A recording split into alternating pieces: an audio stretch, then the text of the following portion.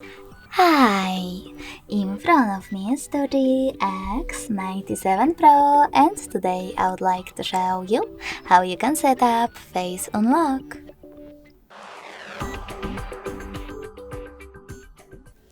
Firstly, just open Devices settings and scroll down to Security section.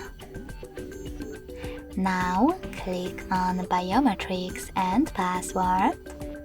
Select Face Unlock next to Screen Lock and enter your current login method.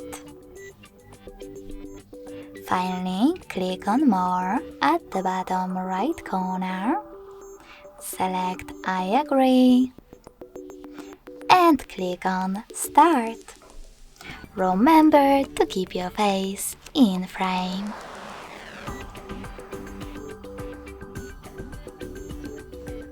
When you're ready, tap on Done at the bottom right corner. So now when I switch off my screen, then turn it back on, I can see that Face Unlock is working properly. Thanks so much for watching. If you enjoyed this video, leave a like, comment and subscribe. Bye!